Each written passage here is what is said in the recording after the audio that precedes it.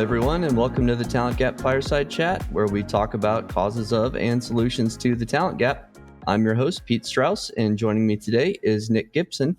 Nick is founder at Gibson Cyber. Welcome, Nick. Thank you so much for having me. I'm so glad to be here.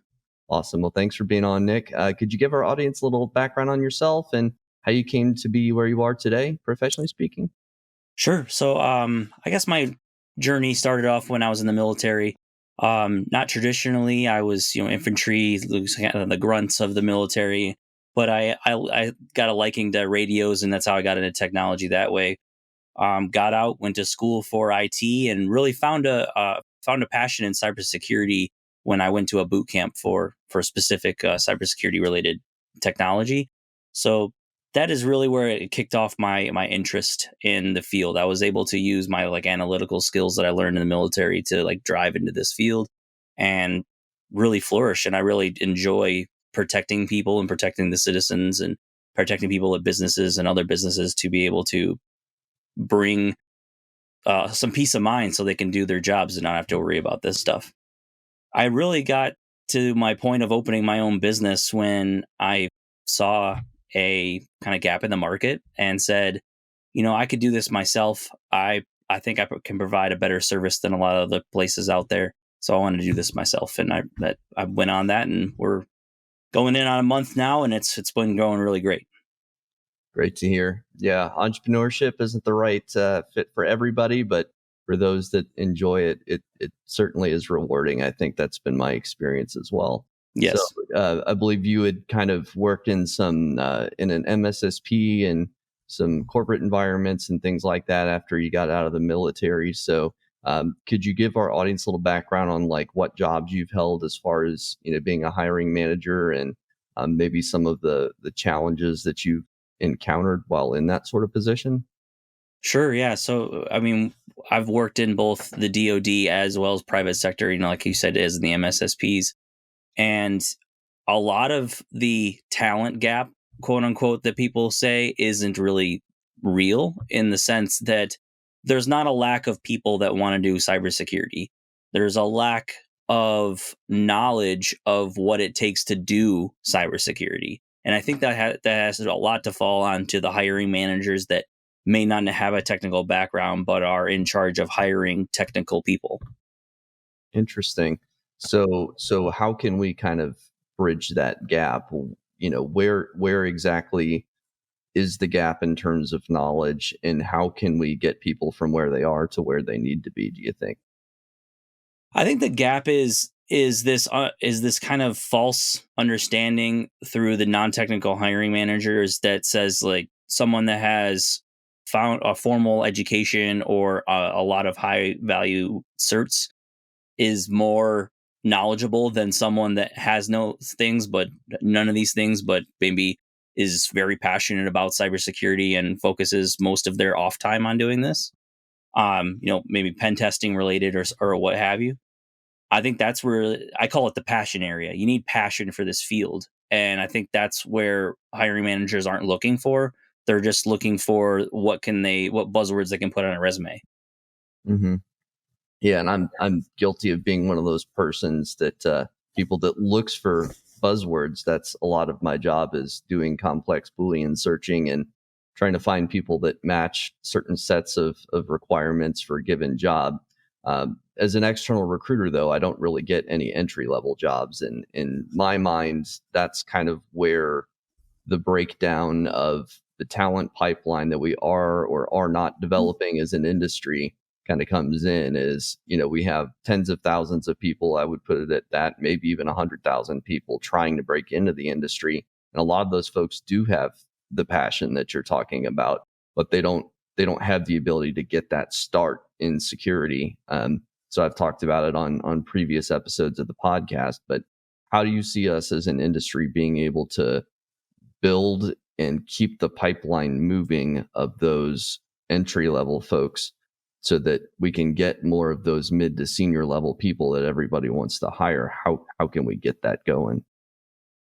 I think that it's partially going, but I think, and other people are starting to realize this, that the companies out there that offer 6-month cybersecurity boot camps, 8-month boot camp programs will produce better security analysts out of the gate than a 4-year college degree will. So I think that in our industry, we need to shift from looking at 4-year college degree to looking at what's someone that's doing that's specifically work related.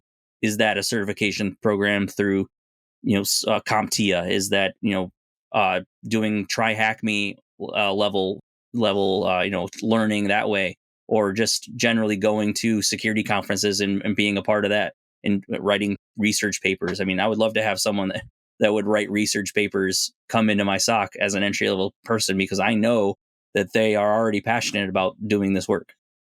What do you say to the hiring manager that has, say, one open spot on their team and they have a need for, say, a senior security engineer in their SOC, or, pick your choice of scenario, I guess. But what do you say to that person that has that open position at the senior level? They need to fit a certain set of skills in that role. They're already overworked. Their team is overworked. They need to hire somebody to fill a need. And, if they're already working 70, 80-hour weeks, how are they going to carve out the time to train somebody? Can you make a case to that person, like, to hire somebody that maybe doesn't fit all of the requirements that they think they need to have for that role? Yes, because you can break everything down into what are the soft skills that are needed for that role. And that's really the big driving factor in being a great analyst, is the soft skills that you possess. And I mean, non-technical related, report writing things, being able to speak to clients well, talking on the phone properly. That's not a lot of people know how to talk on the phone properly nowadays. So it's when a client calls you and someone doesn't know how to speak on the phone, that looks bad on the company. And no matter if you're a really great analyst, if you keep making the company look bad, you're not going to be there at the company long enough, right? The soft skills are what make great analysts. Being able to translate non-technical language or technical language into non-technical language for people that are non-technical. That is a huge part of my day, is translating security operations terminology into things that everyday people can understand. Yeah, and I imagine that has a huge impact, especially on the SMBs that you work with, because they don't know the first thing about security. So you really have to dumb it down.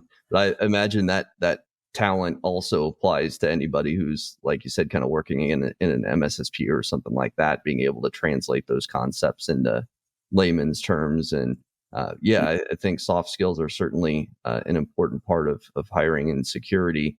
And I think sometimes we get kind of bogged down in, they need to know this technology, that programming language. It's very specific, and the must-have lists of requirements on job descriptions, for instance, are a mile long. Yeah. And there's a focus on finding somebody that knows X, Y, and Z number of technical skills on day one versus somebody who long-term is going to be a fit in that role. So that's one issue I see, is a lot of focus, and I think there's just an issue in business in general. Is it a propensity to hire reactively and to have a short-term focus for hiring, or for really anything? Profit generally is looked at on a quarterly basis. You probably look at retention often on shorter timelines than you should when it comes to employees. I think, retention's a huge piece that people aren't talking about when it comes to the talent gap. There's a bunch of people burning out, leaving the industry, or doing whatever they can to reduce their workload, even if it means taking a lesser job or lesser pay, or whatever it may be. No, I mean, as being a recruiter, the 18-month and out is rule. It's, generally you're looking at an analyst to stay in your organization up to 18 months, and then they're usually leaving for another place, mostly because they're burnt out. Others, they can't get enough training that they need to do their jobs. And others is just, they've learned so much in a specific area that now they found a company that's paying more for that specific technology. Like you're saying, I think I do agree with you 100% that the industry in the recruiting realm and the new candidacy realm is focused on technology and not skill. So someone that could be a terrible analyst but knows how to work a Cisco router could be getting a job over someone that is just an awesome analyst but hasn't learned Cisco yet. So from an operational standpoint, there's all this untapped potential out there. How do you, as a hiring team, hiring manager, I mean, I could speak to it from the recruiter perspective, but how do you identify people that have those soft skills when that's not necessarily something that you can pick up on a resume? And if you post a job, especially if it's like an analyst role or even a security engineer role, you post that job on LinkedIn, chances are you're going to get hundreds of applicants, and that's a lot to weed through. So is there anything on the front end you think you can do to kind of identify those soft skills, or does it all come out in the interview process? No, actually, you can identify soft skills from a resume, just as you could identify hard skills. You just need to kind of read between the lines a little bit more than you would. It's not as simple as the 30-second 30-second read that you normally do on a resume. You might have to read a little bit farther into the bullets. For example, someone says that they have on their resume they haven't completed these 3 certifications, but they've already purchased them and they have dates to go to the courses, and they're studying for them right now. That's perfect. That tells me that you have paid for something to invest into yourself that's specifically about this career field, and that tells me that they are very passionate and want to be doing what this work is doing, right? So I want those type of people. That's how you can kind of read between the lines a little bit. And I'm trying to kind of bring that message out a little bit more to the world. Like, read in between the lines a little more with resumes. Don't just glance over it. Oh, they don't have the CEH cert. No, let's move on. Yeah, but they have CYSA and do a bunch of try hack me. That's the same thing as the CEH. Yeah. I mean, so it really is. And you save $1,500. So I mean, that's how I look at it when I'm trying to hire my SOC analysts. Yeah, that's a great hands-on approach. Now, would you review every resume that came across on a job posting, or did you have like a recruiting team that would parse some of that stuff out so you didn't have to spend all your time as a hiring manager doing all that stuff? So I prefer the LinkedIn sort of a hiring manager portal in the back end because it allows filtering and things like that. So I manually go through each one of them and look at it. That's just a personal preference that I have because I want to make sure that I'm getting the right people. So I will generally like break it down into categories and go and look through. Okay, these people are maybes, these people are definitely no's, and these people are definitely yeses. Do like the America's Got Talent sort of poll and put them into these categories, and then you can review them in that sort of way. It's basically you're able to structure it so the whole system works faster. Yeah, anything you can do to make the process of screening more efficient is super important. So I think in an ideal world, each hiring team would have some recruiters that they trust to do the initial screen of resumes, or to do the initial screen on the phone to scan for very basic things and a little bit beyond what's on the resume. But not everybody has that those resources, especially in the startup world. I know how that can be. You're wearing so many hats and having to do it all yourself. Could you make a case, I guess, for spending all of that time? Because it does take considerable amount of time to do that. Could you make a case for doing that when you're already so overworked and stressed and you already have so many other things to worry about? How do you, I guess, justify doing that yourself versus delegating that to somebody else? Yeah, I guess if I mean, at the point that I'm at now, it's pretty easy for me to do it. I'm fairly still able to be hands on with the company, but as I could see as we growing, being able to having to delegate that out, and I guess if I'm going to delegate that out, I need to make sure that the person that's going to be doing it is looking for the same values and things that I would look for. So I would probably create some sort of training program for a hiring manager if I were going to be internal or something like that, or at least give the hiring manager like the good requirements, but saying like this is what I'm looking for, not necessarily keywords, right? Mm-hmm. Yeah, looking for patterns. Mm-hmm. It's one thing that I talk a lot about because I think it's something that not enough recruiters talk about and not enough hiring teams talk about.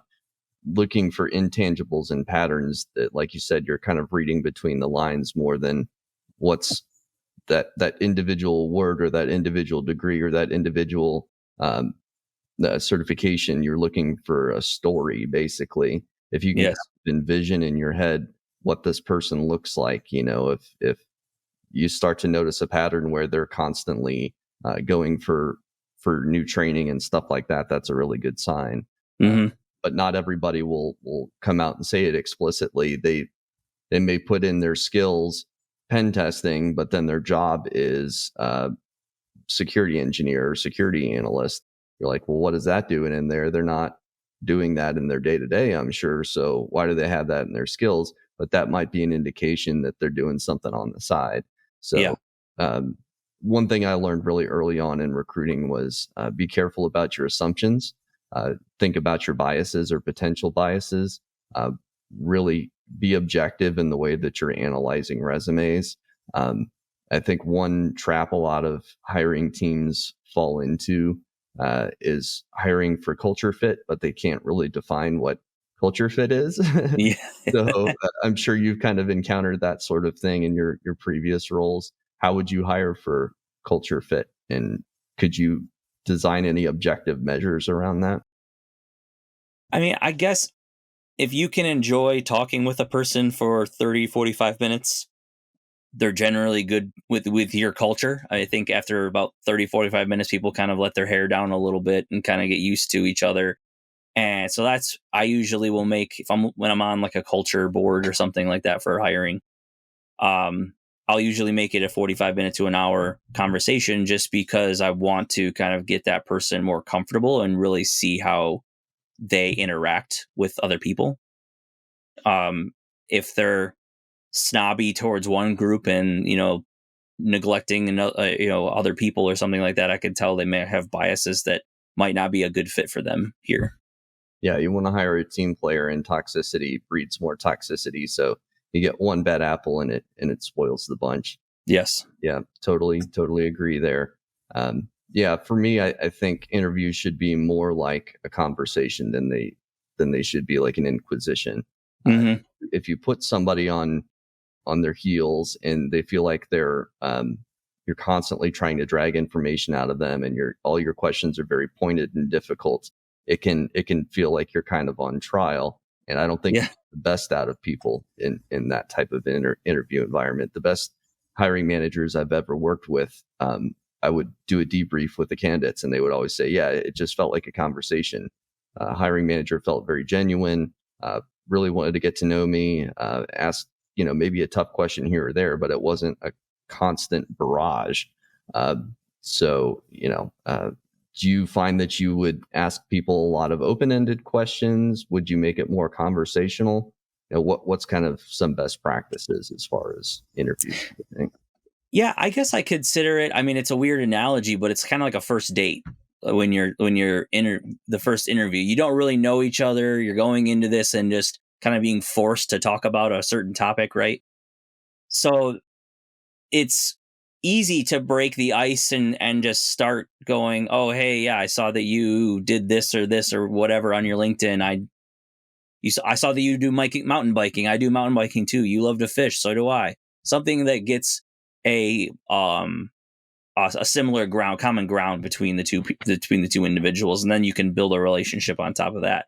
That's how I start culture interviews and things and other interviews, because it's just like you said, it's not an inquisition. When I'm not trying to grill you and stump you. I've been in those type of interviews before, and those are terrible. So I'm just here to get to know you and get to know how you can fit here in my company. That's an interesting point. That's almost kind of a sales tactic that you would use in sales to build rapport by looking at common interests and things. But to do that on the hiring side as an interviewer, that's a great tactic. And I think a lot of people maybe don't realize how important it is, especially if you're interviewing people that have a lot of options. It is important to try and sell your company to the person. Yes, you need to know if they're a fit, but you also need to get them excited about the role. Yeah. And I always advise candidates that if you are excited about the role, come out and say it. Like, they can't read your mind. But at the same time, there is a need for the hiring team to get that candidate excited and really show what their culture is like. Do you do get-togethers? Do you do weekly brainstorming sessions? A lot of those intangibles really make a difference. If you can tell a story about how a previous candidate was struggling and you helped them through that tough time or whatever it may be, if you can show that they're more than just a number, that's going to help your hiring rates immensely, especially when people have multiple offers at once. We're in kind of a down market right now with the way the job market is, and candidates have less options than they did, say, a year ago. But still, for especially niche skill sets, like cloud security or whatever it may be, most of those times, those folks are going to be already working. And to get them to consider a switch, your hiring team needs to do a little bit of selling, I would say. Post-COVID hiring is definitely a lot different than during for cybersecurity and during COVID, because during COVID there was money everywhere. Everyone was getting a job. I had multiple offers going off on people. You'd get a job in a week. I've heard and things like that. And now it's totally opposite. You're not getting a lot of calls back. There's things that aren't really panning out. There's not a lot of recruiters that are looking for your position anymore. It's a totally different ballgame.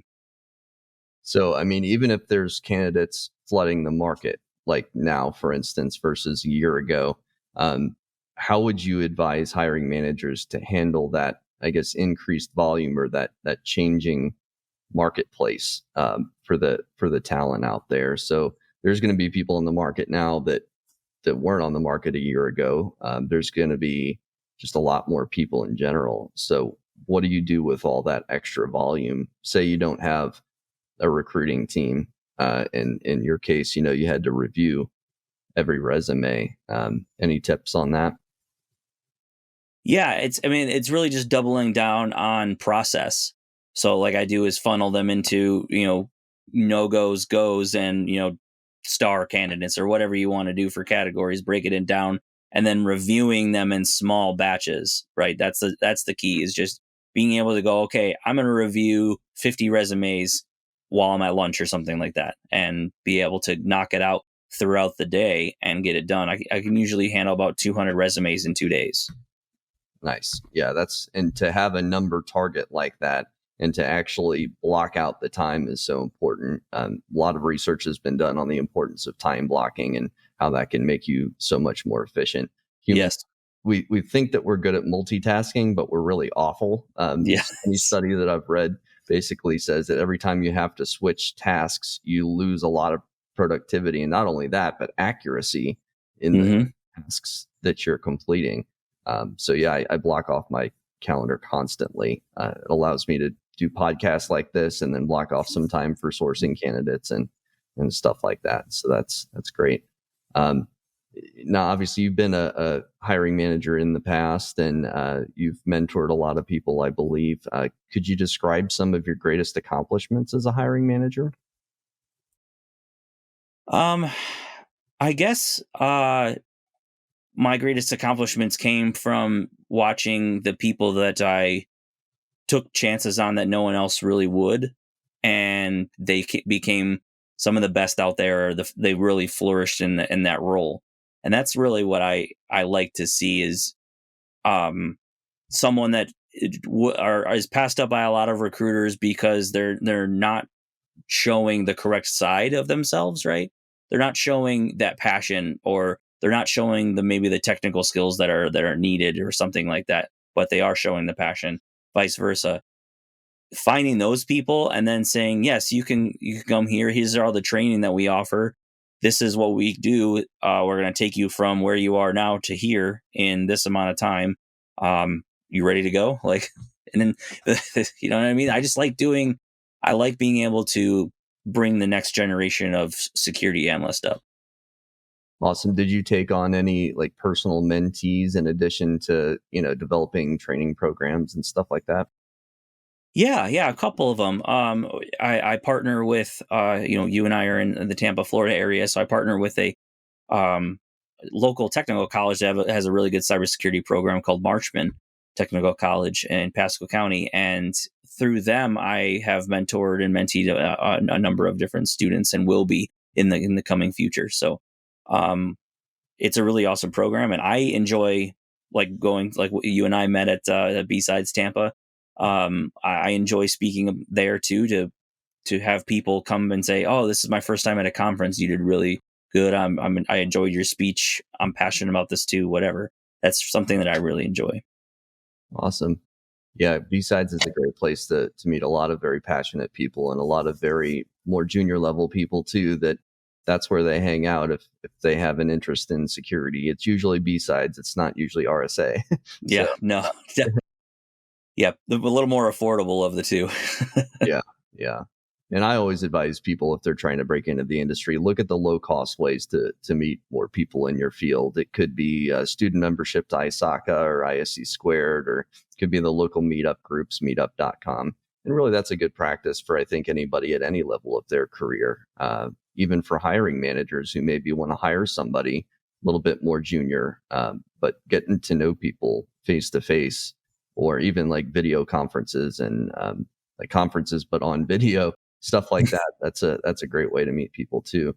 Um, so yeah, so you would kind of mention what you're doing to grow the next generation of security professionals. Any advice for other folks that want to chip in more and do some more mentorship? How would they go about finding additional mentors?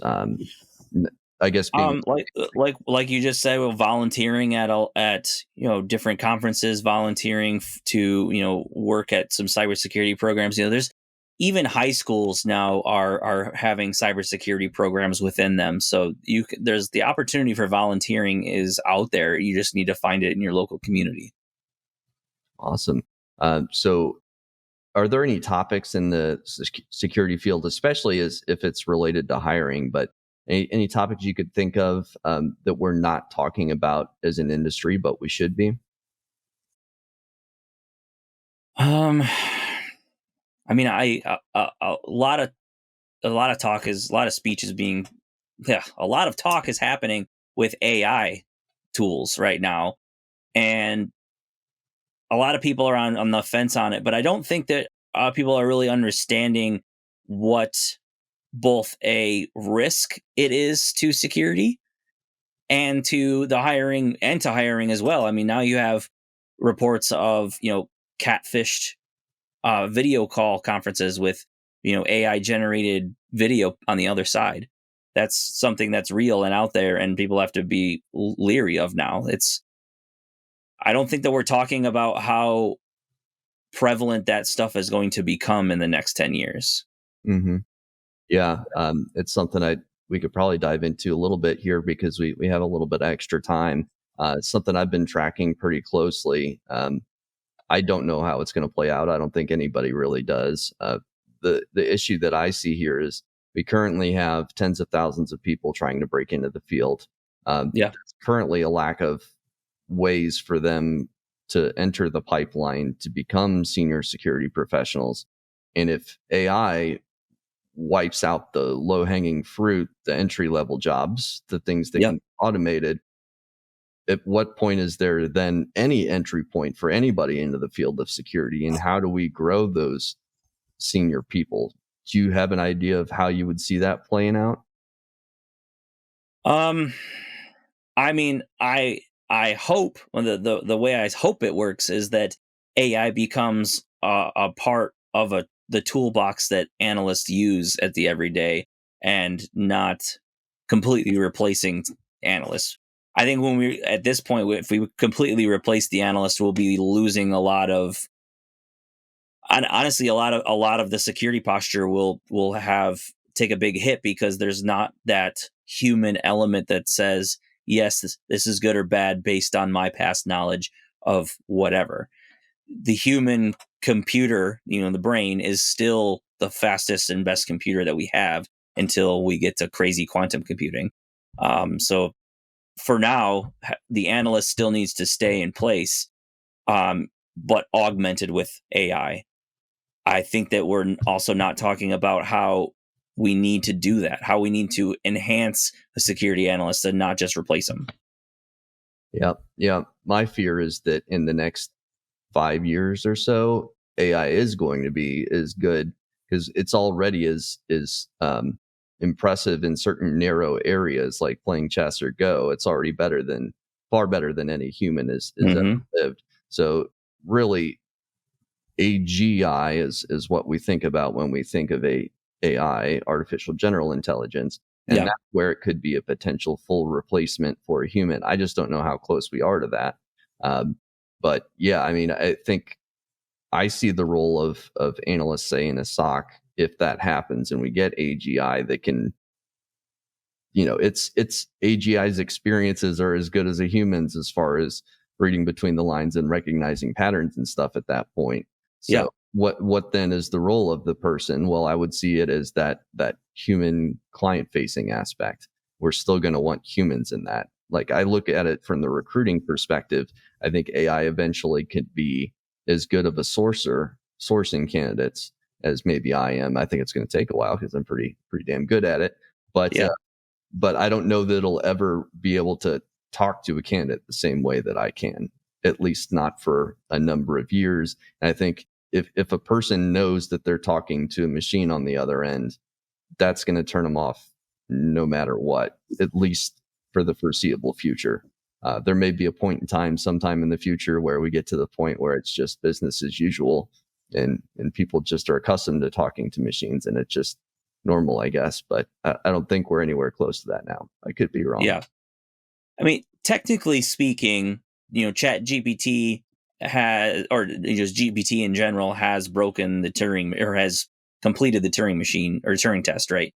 They've successfully mimicked humans enough to fool other humans, right? But you can still tell when an AI is doing it. Look at LinkedIn. You can tell an AI LinkedIn post after seeing one so many times. Like, for example, ChatGPT likes to end the last paragraph with "lastly" or "in conclusion" a lot. So if you see like a big chunk of text and it says like "lastly" or "in conclusion," it's probably written by an AI. So like things like that, you can start to pick a pattern of, and I don't think AI can pick that pattern yet. I wonder if it'll get to the point where it's copying the influencers and just ending each post with "agree?" ? Yeah. It'll just start emulating other people, and that's how we get Skynet. Yeah. Well, hoping that doesn't happen. Yeah, right. Yes, one thing else, another thing we didn't touch on that I wanted to make sure I asked you too is, you mentioned you have some kind of strong opinions on, recruiting and hiring in the field. Are there any that we haven't covered? Really, no. I mean, the biggest thing that I always harp on is looking for passionate people, and then reading between the lines to find those people. And that's the two biggest takeaways, if I can give any, are from today, is just looking for passion between the lines of a resume. Gotcha. So not just looking for the certs or the years of experience. Oh, that's another thing I could ask you. Years of experience, education, certifications. It sounds like you're kind of looking for some combination of those, or maybe passion more than those, just tangible things. But those can represent passion, but they're not solely. Like, I think that's where like we were saying, where the industry focuses on, is it's solely about those things, certifications and verification of work. But there's so many other people that might not have access to be able to get those certifications, but still are there every day learning as much as they can from free sources and things like that, and be able to really see that within a resume is, I guess, an art right now, until we can kind of really define what that is. But yeah, I guess that's really what you need to look for, is just be able to read between the lines and say, okay, this person is like this, they look like they're passionate about security because they take their free time to do X, Y, and Z. They have gone to this conference and that conference and follow these people or whatever on their LinkedIn. Post a lot. Even people that post a lot on LinkedIn get more noticed, I think, than people that are just not on LinkedIn or don't post at all. Totally agree. I actually saw a post from a really high up guy. I believe he was a CISO or something like that on LinkedIn here recently. And somebody had mentioned that they viewed a candidate that was active on LinkedIn more positively than somebody who wasn't. And he was harping on that. And I thought, well, I think if they're active on LinkedIn and therefore engaging with the security community and putting out good content and sharing intelligent thoughts about security, I think that does go a long way. That's kind of one of those soft skill things that you can't necessarily really, I mean, you might be able to teach it to a degree, but I think some people just have more interest in doing that than others. Yeah. And that's sometimes hard to find in heads down tech people. So yeah, wouldn't you want someone that's well known on a social media platform for being a cybersecurity expert than someone that you might not know is a cybersecurity expert?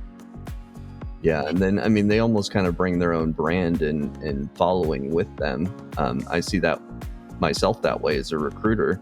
I'm very opinionated and put out a lot of content out there and stuff, and either you like it or you don't. But people know who you are, at least that way, even if they don't know you personally. So that can be, for good or for bad. But yeah, I think this is a great place to wrap up. Great talking to you, Nick, and thanks for being on. And yes, thank you for having me. Absolutely. If people want to get a hold of you, what's the best way to do that? LinkedIn, honestly, I'm always on there. So just hit me up, shoot me a message or hit me up on one of my posts, whatever you want to do. Awesome. Thanks, Nick. Thanks. Everybody. Talk to you later. Bye-bye. All right, bye-bye.